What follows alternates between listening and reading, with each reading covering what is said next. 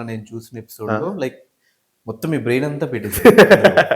ఎవరెవరిని ప్రాపర్‌గా వాళ్ళ పాయింట్స్ చెప్పి మరి నామినేట్ చేశారు. అందులో ఒక పాయింట్ నాకు అనిపించింది. హ్మ్. అది ఇన్‌ఫ్లుయెన్సర్స్ అండ్ కామనర్స్ అవును. వచ్చినప్పుడు అవును. మీరు చెప్పిన పాయింట్ ఏంటి? సో, నేనేం చెప్పానంటే 2 పాయింట్స్ చెప్పాను. హ్మ్.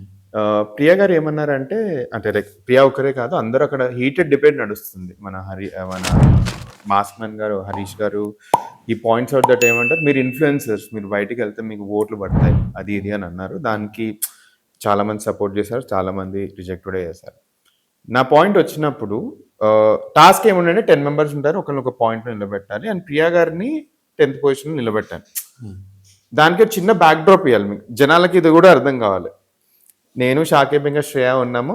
మనం మైండ్‌లో ఒకళ్ళని అనుకుంటాం పెడదామని. వాళ్ళు తీసేసుకుంటారు.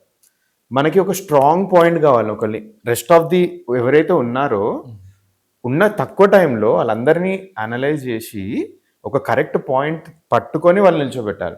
అప్పుడు నాకు ప్రియా గారిది అన్న పాయింట్ ఒకటి ప్రోస్ కాన్స్ 2 ఉండే.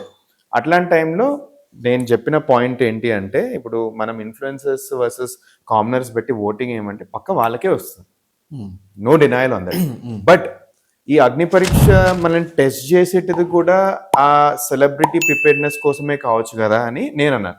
For example common man like అనుకుందామండి. నాకు ఇప్పుడు ఎంత మహా అయితే ఒక 1000 మంది ఫాలోవర్లు ఉన్నారు. అనుకుందాం నేను బిగ్ బాస్ హౌస్‌కెళ్తే అక్కడ 2 మిలియన్ ఫాలోవర్స్ ఉన్న ఒక సెలబ్రిటీ రోజు సీరియల్స్ అన్నా, మూవీలో అన్నా చూపించే ఫేస్ వాళ్ళు ఉంటారు. మనల్ని ప్రిపేర్ చేస్తున్నట్టే కదా దానికోసం. సో, ప్రియా గారు బిగ్ బాస్ షోనే క్వెషన్ చేశారు. సో, షోని క్వెషన్ చేయడం ఏంటి? దాన్ని మీరు అన్నీ సైన్ అప్పే వచ్చారన్నట్టు నేను అట్లా పాయింట్ పెట్టాను. On one hand I was saying that ఏమంటారు యెస్ ఇద్దరిదైతే వాళ్ళకే అప్పర్ హ్యాండ్ ఉంటది. But on the other hand మనల్ని యాక్చువల్లీ ప్రిపేర్ చేస్తుంది కదా మెయిన్ షోకి అని